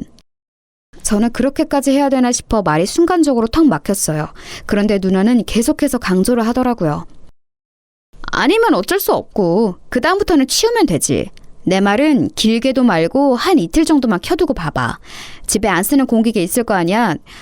진짜 내가 괜히 이러는 게 아니고 우리 남편도 내 얘기 들어보니까 평소 그렇게 활달한 엄마가 네 집에서 기력이 없다니까 좀 이상하대. 처남댁이랑 잘 안 맞으시는 거 아니냐며. 그리고 난 좀 신경 쓰이는 게 어쨌거나 돈 100만 원 받고 시어머니 봐드리기로 했으면 그 시간대에 자기 엄마 부르는 거 좀 아니지 않니? 엄마 얘기 들어보니 사돈이 그렇게 들락날락 하신다더만. 이것도 심지어 엄마가 먼저 한 얘기도 아니야. 내가 이것저것 물어봤더니 하는 얘기마다 다 사돈이 같이 계셨더라. 마트니 뭐니 엄마 모시고 어디 갈 때도 사돈이 운전하거나 뒷좌석에 계속 탔었다며? 엄마 얼마나 불편했겠냐? 저는 장모님이 이 무렵 때도 평소처럼 그렇게 자주 오시는지 몰랐어요. 어머니가 장애가 있으신 것도 아니니 일단은 집에 계실 수 있고 아내는 알바를 그만두는 김에 아이 등하교도 다 자기가 한다고 했거든요. 그럼 아이 때문에 장모님이 집에 이전처럼 오실 이유가 굳이 없는데 게다가 저희 어머니 아프신 것도 알고 계시면서 말이죠. 저도 약간은 불편한 감이 들었고 그래도 끝끝내 미루려고 했지만 눈 안에서 돌아오신 뒤 내내 밥도 깨작거리시고 표정이 안 좋으신 어머니를 관찰하게 되었어요. 한 집에서 이런 분위기를 감수한 채 주변을 계속해서 신경 써야 한다는 게 너무 골머리 아프더군요. 아니길 바라는 마음으로 저는 홈 CCTV를 알아본 뒤 주말에 한번 설치를 해보았어요. 그리고 그 다음날 출근을 한 뒤 아주 떨리는 마음으로 회사에서 홈캠을 열어보았는데요. 그걸 열어본 저는 입이 딱 벌어져 닫을 수가 없었어요. 아니, 출근해서 제가 여기 나와 있는지 얼마나 되었다고 그런 풍경이 벌어지고 있는 건가요? 일단 보는 내내 제 마음이 진정되지 않고 머릿속이 하얘졌던 건 어머니가 너무 덤덤하게 계신다는 게 큰 포인트였던 것 같아요. 식탁과 거실 쪽을 비추는 화면 안에 어머니와 아내가 있었는데요. 요새 피곤해하시고 늦게 일어나신 어머니가 식사를 하시려는 것 같았어요. 그런 어머니께 밥그릇을 정말 아무렇지 않게 밀어내며 주는 모습에 순간 움찔했어요. 우리 아들이 아무리 지 엄마랑 싸우고 야단을 호되게 맞은 뒤에 밥 먹으러 나왔어도 저런 식으로 볼링공 굴리듯 줘본 적은 없는 아내입니다. 어머니는 그런 반응에 그냥 가만히 앉아서 고개도 움직이지 않고 계시더라고요. 누가 보면 잠들어 있는 줄 알 것 같아요. 계속해서 얼마 안 되는 그릇 몇 개만 쾅쾅 내던지듯이 두고 곧장 장모님이 한 화면에 잡히는 거예요. 장모님이 있는 상황에서 아내는 어머니에게 뭐라 소리 지르는 모습이 보였고 장모님은 그런 광경을 신경도 안 쓰는 듯 보였어요. 이 장면에서 저는 너무 놀라 잠깐 창을 닫았고 더 보고 있기가 힘들더군요. 오후에 켜서 다시 확인했던 내용에 비하면 이건 아무것도 아닌 셈이지만 적어도 제가 평소 생각했던 그림이 전혀 아니었어요. 아내랑 산 게 10년이 넘었고 이렇게 어머니랑 밀착해서 지내본 건 이 근래가 처음이었을 거예요. 늘 사근사근하게 말씀이 많으신 어머니가 우리 집 와서 너무 불편해하시는 게 아닌가, 왜 말수가 줄어드신 건지 조금 이상하긴 했어요. 그런데 대체 이게 뭐냐고요. 더 충격적이었던 건 꿀렁이는 가슴을 안고 제가 오전 11시쯤 다시 확인했을 때였어요. 그 안에 중간중간 확인했을 때에는 어딜 나간 건지 어머니는 방에 계시는 건지 잘 안 보였거든요. 이때는 거실에서 장모님과 어머니, 아내 세 사람 다 잡히길래 숨을 죽이고 다시 봤어요. 그런데 소파에 털썩 주저앉은 장모님과 우리 어머니는 화장실 쪽으로 허벅지 쪽을 잡고 힘들게 이동하시는 게 보이더군요. 분명 제가 있을 땐 아내가 일일이 서서 거드는 걸 봤는데 아내는 우리 어머니 쪽을 향해 뭐라고 소리를 지르는 듯 했어요. 이때도 너무 당혹스러워서 얼마 안 보다 다시 껐고 생각할수록 누나가 염려한 최악의 상황이 맞으면 어떡하나 고민되더군요. 하지만 오후쯤 다시 보았을 때 여전히 저를 짜증나게 만들었던 건 아내가 우리 어머니를 적잖이 함부로 대하는 상황 안에 장모님이 계속 계셨다는 거예요. 자기 집인 양 퍼져 계시더군요. 우리 어머니는 작은 방에서 나오시는 것도 못 봤고 날도 더운데 선풍기 하나로 괜찮으실까 싶었어요. 헌데 이쯤에서 제가 제 눈을 의심하게 된 화면이 있었는데요. 화장실로 어머니가 또다시 움직이는 모습이 있었는데 아내가 그 뒤를 따라들어 어머니의 등을 그 얄팍한 손으로 내리치는 거예요. 이미 앞서 많은 불쾌감과 혼란이 왔기에 이날 점심도 먹지 못하고 시뻘건 눈으로 이것만 계속 보고 있었는데 여기선 너무 놀라 저도 모르게 헉 하는 소리가 튀어나왔어요. 어머니는 아내의 손찌검에 그냥 고개를 숙인 채로 화장실 문을 열고 그대로 들어가시는 게 보였고 장모님은 분명히 그 장면이 보이는 곳에 있는 듯한데도 미동 하나 없으시더군요. 전 여기서 화면을 내린 후 목에 뭐가 걸린 듯 입을 계속 열고 있었어요. 침을 넘기기도 힘들고 대체 뭘 본 건가 싶더군요. 꿈이어도 깨면 기분이 지독하게 나빠올 판에 이게 뭔 상황이냐고요. 이게 현실이라니. 내가 아는 아내가 화면상 너무 진지하게 우리 어머니를 함부로 대하고 있었어요.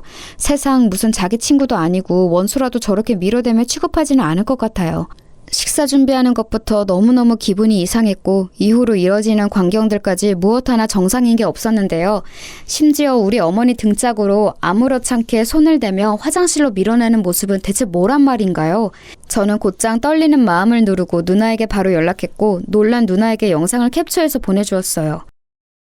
누나, 나 지금 내가 뭘 본 건지 모르겠다. 누나가 봐도 이상하지?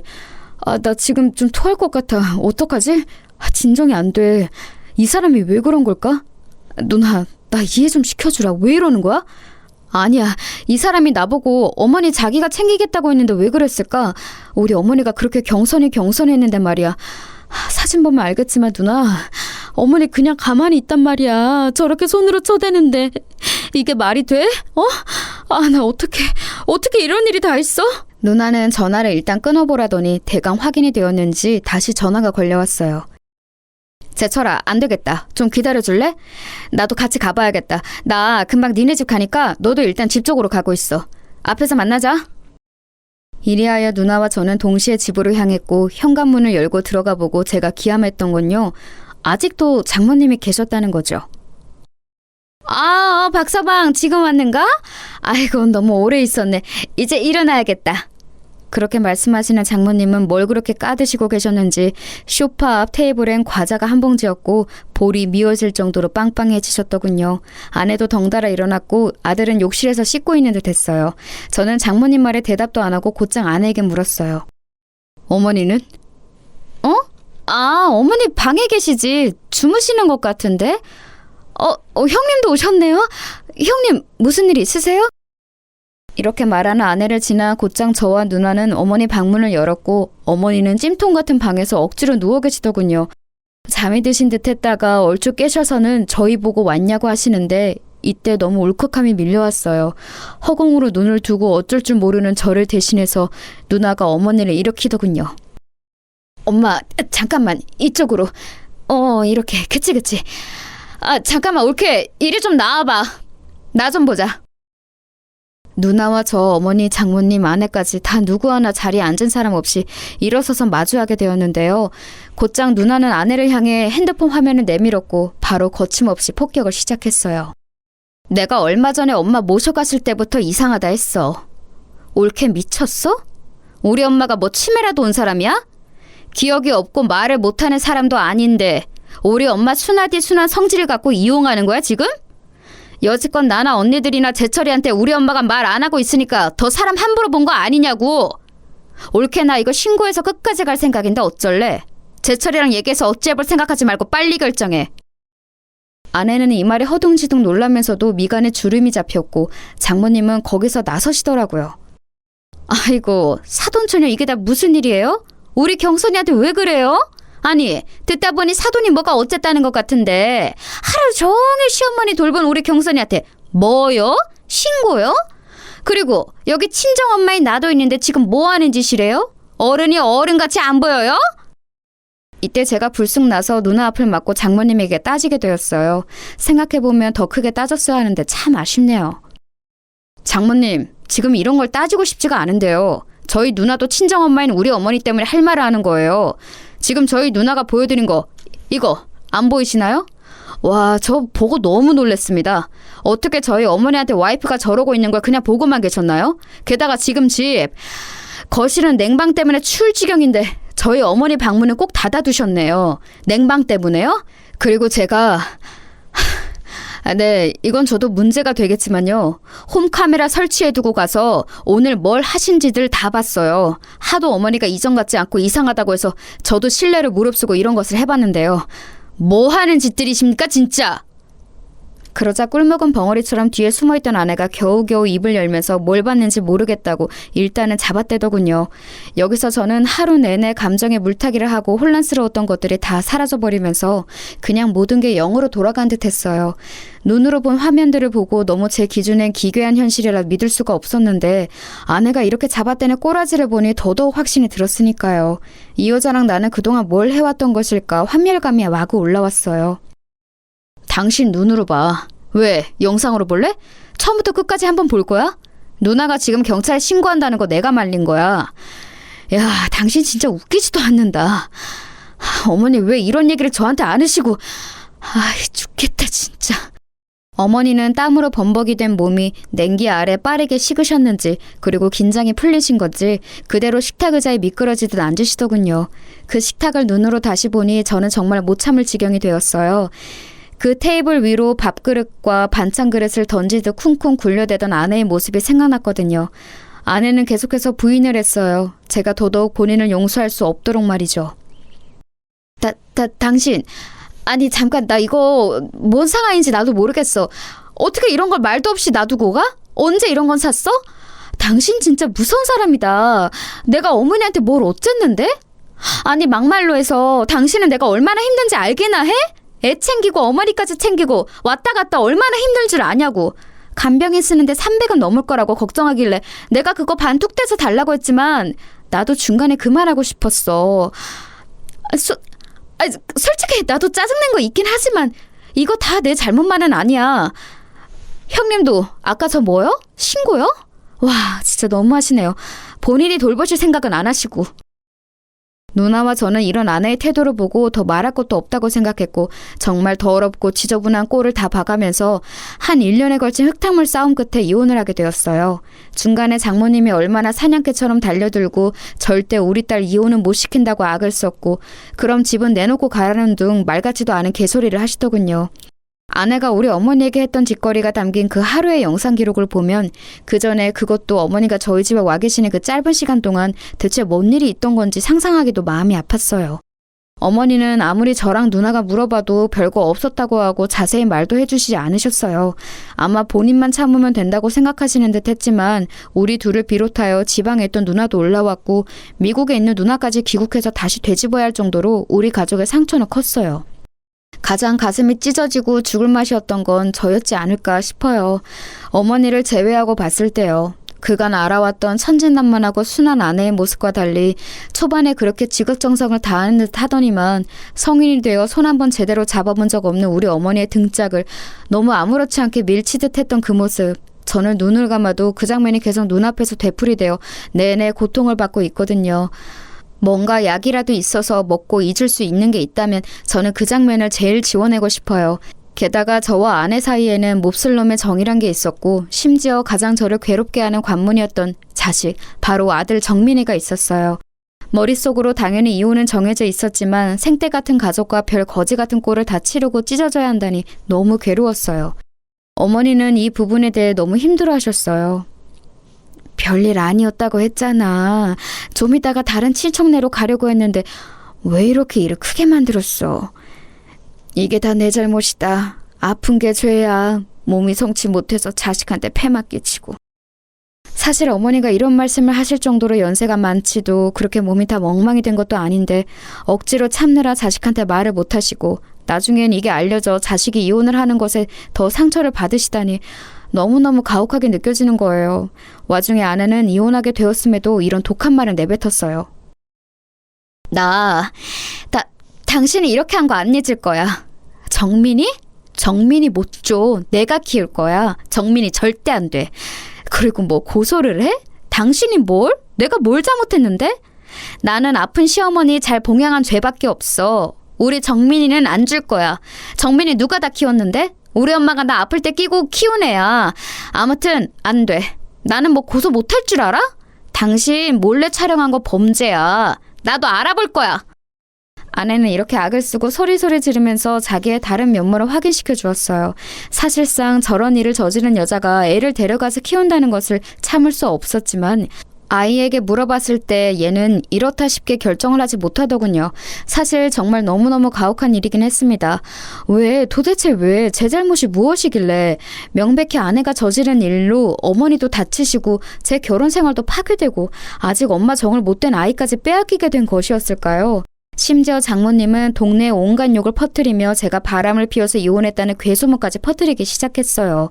찢어지게 가난한 본인네 집 형편에서 그나마 여유 있는 집에 시집간 막내딸내 기대어 매번 저렇게 왔다 갔다 본인은 호강에 겨우셨겠죠. 근데 이혼당해서 그 집을 나가야 하고 쫓겨나는 신세가 되었으니 아주 심술이 대단히 나셨나 봐요. 어차피 저는 집을 정리하고 그 동네로 옮길 예정이고 어머니 상태가 생각보다 많이 악화되셔서 더 신경 쓸 길이 없었어요. 이 무렵에 저는 정말 누가 뒤에서 제 등을 좀 잡아줬으면 좋겠다 싶을 정도로 아주 위태위태한 상태였어요. 어머니 영상을 본 것도 머릿속에 너무 뚜렷하고 살다 이렇게 기가 막힌 뒤통수를 맞아보는 것도 처음이었고요. 제가 이룬 가족도 붕괴되었고 매일 밤 퇴근해서 들어가며 보던 풍경과 아이 역시 다 잃게 되었으니까요. 게다가 스트레스가 꽤 심하셨는지 어머니는 얼마간 추가적인 치료를 더 많이 받게 되셨어요. 그동안 저도 회사에 휴가를 내고 한동안 정신과 치료를 받았어요. 뭐 할 수 있는 게 아무것도 없더라고요. 아내는 양육비며 이것저것 요구하는 게 많았지만 넋이나가 대꾸를 못하는 절 대신에 작은 누나가 많은 것들을 해결해주고 대신 맞서 싸워주었어요. 그래서 더 역한 꼴까지 가진 않았지만 하여간 저는 이후로 크게 일을 갈게 되었어요. 인간을 이렇게까지 미워해본 일은 아마 처음이 아닐까. 그것도 아이러니하게 사랑해서 결혼을 했고 아이까지 함께 낳아 키웠던 여자라니. 차라리 바람을 피웠다면 이보다는 나았을 텐데 싶어 몇 번이나 자다 깨서 경기를 일으키곤 했어요. 어머니의 상황은 갈수록 좋아지지 않았고 누나들의 근심도 커져만 갔어요. 누나들은 가급적 제가 빨리 일상에 돌아가길 바랬고 보다 못한 작은 누나가 이런 조언을 하더군요. 제철아, 일단은 잘 살아야 돼. 네가 지금 할 일은 그거야. 엄마도 지금 별 수가 없어. 올케 정말 이상한 인간이잖아. 그 일 다 잊으라는 거 아니야. 어떻게 잊냐, 사람인데. 잊어서도 안 되고 말이야. 일단은 너 살 길을 찾아서 살고 살아서 숨이라도 쉰 다음에 그 뒷일을 생각해보자. 이렇게는 죽도 밥도 안 돼. 왜 우리가 힘들어야 해? 엄마도 곧 좋아질 거야. 좀 견뎌보자. 누나의 말을 듣고서 저는 희망이 없는 상황이었지만 어떻게든 힘을 내보게 되더군요. 맞아요. 되던 안 되던 일단 살아서 숨구멍이 트여 있어야 뭐든 할 수 있는 거잖아요. 저는 얼마 안 가서 다시 회사로 복귀했고 이혼 사실을 주변에 조금씩 알렸고 사유에 대해서 굳이 언급은 하지 않았어요. 괴로웠던 건 아이를 아내가 데려가서 키우는 것 때문에 제 쪽에 결함이 있는 걸로 생각하시더라고요. 저는 이런 시선 때문에 더더욱 제 아이를 갈망하게 되었고 가끔씩 아이와 마주하게 될 때마다 속으로 더 크게 다짐을 하게 되었어요. 어머니와 아들 사이에 이처럼 쓰린 상처를 남겨 아리게 만든 건 절대 그냥 넘어가진 않겠다고 말이에요. 이혼은 어디까지나 필요한 과정이었을 뿐 저는 아내에게 제대로 제 화를 토해내지 못했어요. 그때는 너무 억울했는데 지나고 보니 그렇게 바보같이 제대로 화를 부리지 못했기에 다행이라고 생각해요. 그렇게 어줍잖은 돈 따위로 퉁치고 해결 보지 않고 마음에 서슬퍼린 칼날을 품고 이를 갈다가 훗날 이렇게 완벽한 복수를 이루었기 때문입니다. 저는 정말 아주 근성 있게 계속해서 아내에게 완연하게 되갚아줄 날만을 기다려왔어요. 아이를 만나는 걸 방해할 때나 순순히 만나게 해줄 때나 그렇게 아이와 저와 아내 모두 적당히 나이를 먹어가는 동안에 말이에요. 본래 결혼할 때도 그랬지만 이혼할 무렵에는 정말이지 아내는 얼마 가진 것도 없이 정민이를 데리고 쫓겨나다 친정으로 갔었어요. 장모님이랑 같이 나란히 큰오빠네 집에 들어앉았다고는 들었어요. 그래서 어쩔 수 없이 우리 정민이도 지방으로 전학을 가야 했고요. 장모님은 더 물주가 되어줄 줄 알았던 사돈댁이 얄미워 사위가 바람을 피웠다고 소문을 냈고 그걸 결국 손주인 우리 아들이 돌려받았어요. 수군대는 사람들 때문에 어차피 이 지역에서 못 살게 되었고요. 전 중간에 몇 번이나 아들에게 사정을 물었어요. 지낼만해? 중학교는 어때? 엄마랑은 잘 지내고 있어? 친할머니가 너 많이 보고 싶어해. 이렇게 말하면 아들은 초반에는 이렇게 말을 했었어요. 엄마가 아빠네 가족 얘기하는 걸 싫어해. 다음 주부터는 너무 자주 안 만났으면 좋겠대. 나는 아빠랑 만나는 거 편한데 엄마랑 같이 있기 힘들어. 엄마 맨날 화만 내.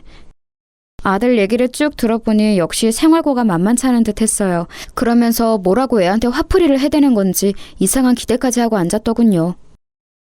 나 엄마가 좋은데 외삼촌이랑 외숙모는 싫어. 나랑 엄마가 여기 와서 사는 게 싫으신 것 같아. 사촌 형도 눈치 주고. 아, 외할머니는 나한테 여전히 잘해주지. 근데 엄마랑 맨날 싸우셔. 전에 삼촌이 엄마한테 생활비 얼마 내라고 해서 불같이 싸웠거든. 삼촌이 엄마한테 욕하고 장난 아니었어. 그래도 엄마는 나 공부시키려고 장난 아니야. 옛날에도 엄마가 욕심이 있긴 했잖아. 이렇게 아들 말 그대로 아내는 꽤나 아들한테 욕심이 있던 사람이에요. 어릴 때부터 이것저것 빠져서 애한테 영어 유치원이며 뭐며 자기가 못해본 꿈을 이루겠다고 어지간히 공부도 시켜댔었어요. 이상하게 허영이 있어서 돈 있는 여자들이랑 어울려 다니면서 허세를 부렸었고요. 아들 말에 의하면 지방까지 내려갔음에도 고등학교는 좋은 데로 진학시키려고 용을 쓴다더라고요. 엄마는 나를 되게 착각하고 있는 것 같은데 나는 좀 부담이 돼. 나중에 교육비랑 등록금 감당은 어떻게 하려고 하는지. 이때 저는 어딘가에서 힌트를 얻었고 아들에게 조심스레 물었어요. 너는 공부도 하고 싶어? 형편이 안 되니까 엄두가 안 나는 거야? 아니면 진짜 하기 싫은 거야? 그러자 아들이 눈치를 쓱 보더니 공부를 하고 싶다더군요. 어릴 땐 몰랐는데 나도 대학 목표가 조금 생겨서 하고 싶어. 근데 엄마랑 있는 동안은 학원도 마땅한 데가 없으니까.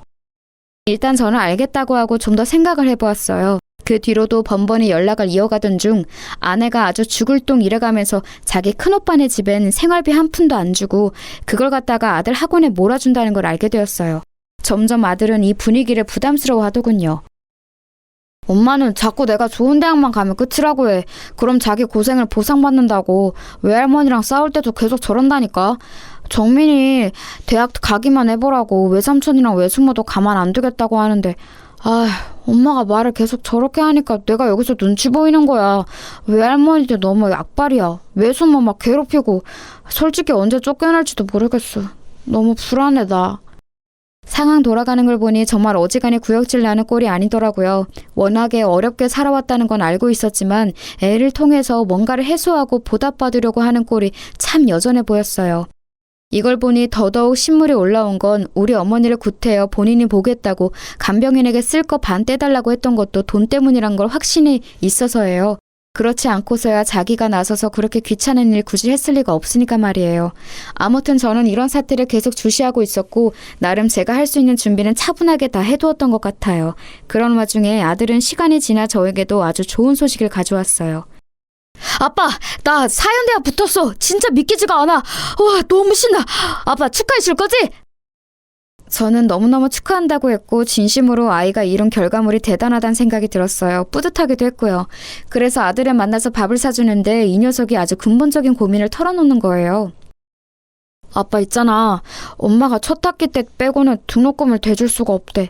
나보고 휴학하고 알바하던지 군대를 가라고 하더라고. 나도 형편이 그래서 가고는 했었어. 어쩔 수 없지 뭐. 근데 나 고민되는 건 이게 아니라 엄마 때문에 좀 너무 피곤해. 빨리 알바해서 돈이라도 벌어오라는 둥 아니면 얼른 취직해서 이제 나보고 먹여 살리라고 하는데 외할머니까지 나란히 나를 보고 있으니까 진짜 미치겠어. 엄마는 빨리 다시 서울로 가고 싶다고 난리야. 역시나 보자 하니 구질구질하게 아들한테 모든 걸 기대고 있었더라고요. 그러면서 자기가 그렇게 극성을 떨어서 공부시킨 아들로 덕 좀 보려고 했었고요. 이제 갓 좋은 대학에 들어간 것뿐인 애한테 애엄마랑 노인네 둘이서 대체 뭐 하는 짓일까요? 저는 본격적으로 제가 꽤 고민했던 사안을 꺼내어 아주 조심스럽게 아들에게 제안을 했어요. 이걸 아들이 받아들이면 얘기가 되는 거고 만약 아들이 조금이라도 흔들린다든지 어찌됐든 안 될 이유가 있다면 다 의미가 없어지지만요. 아들은 제 얘기를 듣고 적잖이 충격에 빠졌어요. 아빠 꼭 그렇게 해야 해? 근데 나는 그렇다 치고 엄마 진짜 가만히 안 있을 거야. 엄마 성격 아빠도 알지 않아? 아빠는 헤어진 지 오래돼서 모르나 본데 엄마 진짜 장난 아니야. 아무나 하고도 막 싸워. 아빠랑 이혼한 것도 이제 막 외할머니 탓이라고 하고 엉망진창이야. 엄마가 알면 가만 안 있을 거야. 저는 그런 건 다 예상했기 때문에 별로 문제가 되지 않았어요. 이혼한 순간부터 쭉 이렇게 될 날만 기대하고 준비해왔으니까요. 그건 정민이 네가 걱정할 건 아니야. 아빠가 궁금한 건 딱 하나야. 네가 유학을 갈지 아닐지 그거 하나뿐이라고. 그렇게 할 거면 아빠 뜻에 따르고 아니면 엄마랑 계속 그렇게 지내면 돼. 저도 이렇게 얘기하면서 아들에게는 한편으로는 무거운 짐을 지운 것 같았지만 사실 이건 복수이면서도 당연한 명분이 되더라고요. 제 입장에서는 그렇게 아내가 독을 품고 자기 할 몫은 다 내팽겨 쳐가며 자기 남편의 어머니와 그 아들인 저에게 마구 상처를 주고 가학적인 짓을 했으니 이 부분을 꼭 되갚아주고 싶었어요. 아들로 인해 최악의 상황을 겪고 만신창이가 된 어머니 때문에 복수하고 싶어서라도 아내가 꼭 그 기분이 어떤지 비슷하게 체감이 될 꼴을 만들어주고 싶었답니다. 그래서 제가 생각했던 복수는 아내로부터 아들을 빼앗는다는 것이었어요. 그렇게 공들여 키운 이혼하고 쫓겨나서 별의별 수모를 당하고 찌질하게 살아가며 오직 자식 하나만 공부시켜놨는데 이 아들이 돈 따라서 눈앞에서 사라진다면 어떤 기분이 들까요? 제가 이렇게까지 마음을 먹게 된 건 단순히 어머니에게 그런 짓거리를 했기 때문이 아니에요. 어머니는 정말 저를 생각하는 마음 하나로 제 가정이 붕괴되지 않길 바라는 마음에 꾸역꾸역 참고 말을 안 하셨어요. 나중에 저의 이혼으로 인해 더 스트레스를 받고 충격과 우울증에 시달리셨고 계속해서 요양병원 신세를 지고 계십니다. 중간에 누나들은 몇 번이나 어머니가 잘못될까 마음을 줄였어요. 숨이 불어서 계속 우리 곁에 있어주는 것만으로도 감사한 마음이지만요. 저는 궁극적으로 우리 어머니를 저렇게 만들어버린 아내를 용서할 수 없어요. 아내가 가장 집착하고 눈이 돌아있는 것을 빼앗아 아내의 생활을 엉망으로 만들어버려야 제가 살겠거든요.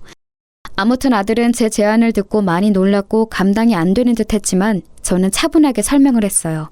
아들에게는 복수가 아니라 아들이 놓인 환경상 이혼하고 경제적 여유가 있는 한쪽 부모의 입장에서 당연히 제가 할 수 있는 제안임을 이해시켰죠. 너도 알아들을 나이가 되었으니까 얘기하는 거야. 엄마가 그간 너를 고생해서 키운 건 인정한다. 하지만 이후의 생활은 어때? 좋을 거라고 상상이 되니? 그렇지 않잖아. 많이 힘들고 할머니와 엄마의 기대가 너무 버겁다며. 외숙모 삼촌네 새들어 사는 것도 하루 이틀 아니냐고. 아빠는 정민이 너가 공부를 더 할 수 있도록 지원해줄 생각이야. 유학 관련해서도 충분히 알아봤다. 그런데 한 가지 조건이 있어. 아들은 여기까지도 예상은 못한 듯 했어요. 보아하니 아내가 절대 자기 입으로 본인 잘못을 말했을 리가 없겠더군요. 아빠가 굳이 엄마와의 연락을 모두 끊어야 지원해줄 수 있다고 말한 건 이유가 있어서야. 친할머니가 아프신 건 엄마와의 관계 때문이란다.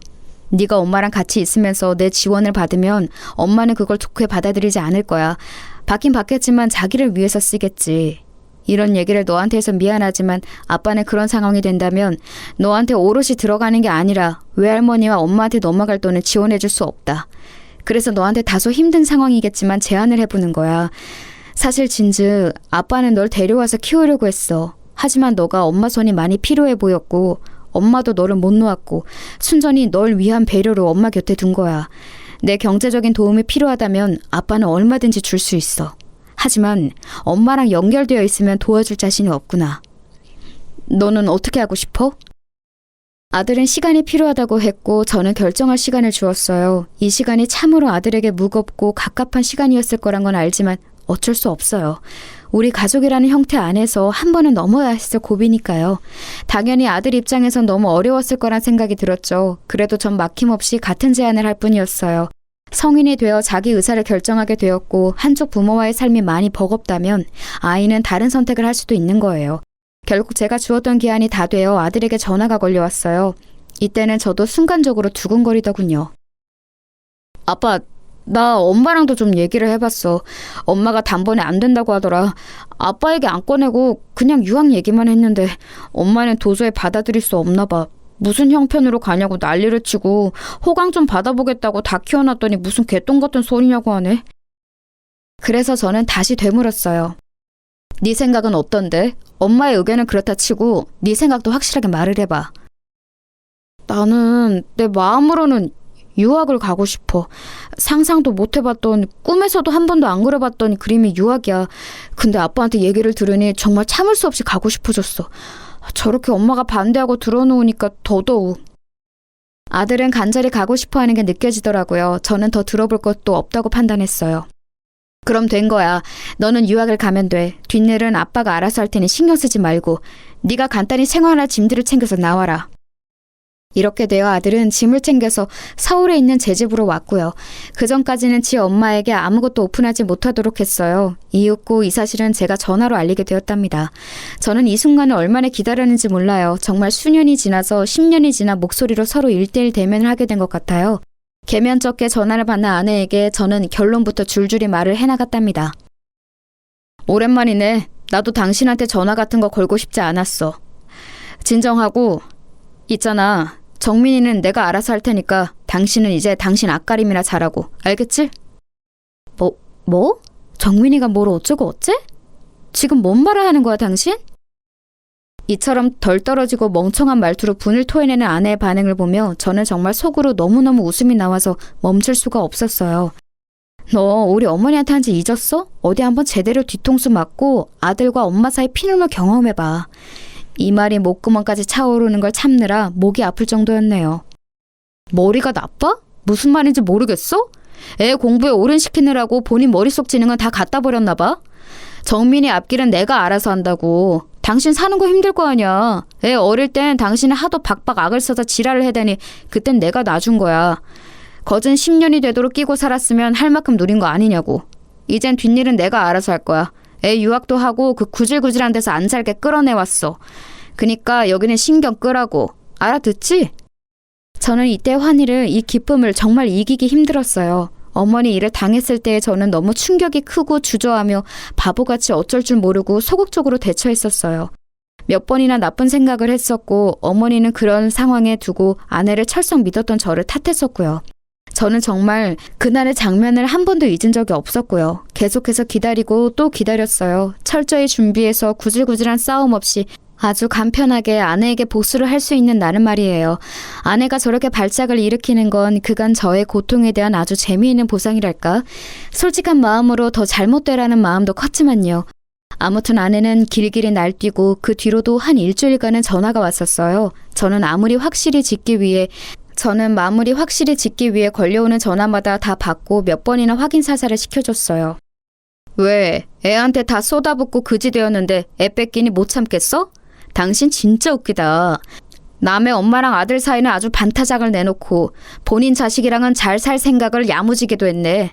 당신이 우리 어머니한테 한 짓을 내가 이혼 정도로 끝내주니까 세상 살기 쉬워 보이지? 이제 알아서 살 길 잘 살아. 정민이는 당신이랑 살고 싶지 않대. 돈에 환장해서 사람 함부로 대하는 벌을 아직도 못 고쳤더라. 어디 이제 아들한테 슬쩍 업혀갈 생각을 해? 주제를 알고 당장 꺼져. 그 꼬라지 들어주는 건 더 이상 정민이한테 한 남기지 말라고 오늘까지만 해주는 배려야. 앞으로는 국물도 없으니까 전화하지 마라. 그 구질구질한 목소리 또 들려오면 난 더한 짓도 해줄 수 있어. 기대하는 게 좋을 거야. 이렇게 된 이후 저희 아들은 제가 준비해준 내용을 토대로 유학을 갔어요. 간지 이제 좀 되었기 때문에 본인도 적응을 하고 있고 원했던 공부를 할 수 있어서 만족하는 것 같더라고요. 아들에게는 이런 사정을 구구절절 말하진 않았고 얘 역시 꽤나 자기 엄마한테 지쳐 있었던 모양입니다. 본인이 나서서 한동안 엄마를 보고 싶지 않다고 하더군요. 아무튼 다 쉬어빠진 목소리로 장모님한테도 항의의 전화가 걸려오긴 했어요. 울면서 자기 딸을 용서해달라고 말이죠. 자네, 내가 사과할게. 내가 이렇게 죄 받겠네. 우리 딸한테서 정민이를 그렇게 데려가면 어떡하나. 아니, 이혼하고 쫓아낼 때도 아무것도 안 주지 않았나. 그럼 다 한풀이 한 거 아니야? 자네 어머니 돌아가신 것도 아니고 정정하시다며. 정민이 말로 할머니 멀쩡히 계시다고 병원에 입원해 계신다더만. 그만하면 노인네가 잘 살고 있는 거지. 뭐 그렇게 아직까지 한이 맺혀서 우리 경선을 이렇게 괴롭혀. 자네도 그러면 죄받아. 이게 완전 사람 피 말려서 복수하는 것도 아니고 뭔가 대체. 그만하고 돈 갖고 사람 골리지 말고 정민이 얼른 경선이한테 보내주게. 걔 하나 대학 보내겠다고 생뼈를 깎아가며 아주 밤낮없이 일해서 공부시켰어. 어? 경선이 아주 알아 누워서 일어나지를 못해. 제발 좀 봐주게. 응? 하지만 장모님 뜻대로 제가 해드릴 리가 있나요? 전화 잘못 거셨다고 하고 끊어버렸습니다. 그리하여 저는 저대로의 삶을 살고 있고 아들과 연락을 매일 주고받으면서 살고 있어요. 저도 시간 날 때 출장 시기를 맞춰 같이 들어가서 만나기도 하고 아들과의 추억을 새롭게 만들어가는 중입니다. 어머니도 느지막이 정민이가 우리 쪽으로 온 걸 아시고 조금은 마음을 놓으신 듯해요. 말짱한 아들이 이혼하고 손주까지 처가로 넘어간 것 때문에 어머니는 마음의 우라가 엄청나셨거든요. 기나긴 시간을 지나 요 2, 3년이 저에게 있어서는 비로소 살아있는 듯한 느낌이 듭니다. 그리고 더 열심히 살아야겠다는 생각도 드네요. 너무나 주관적인 얘기고 분에 차이는 얘기라 듣기 다소 불편하실 수도 있겠습니다만 들어주셔서 감사합니다. 건강하세요.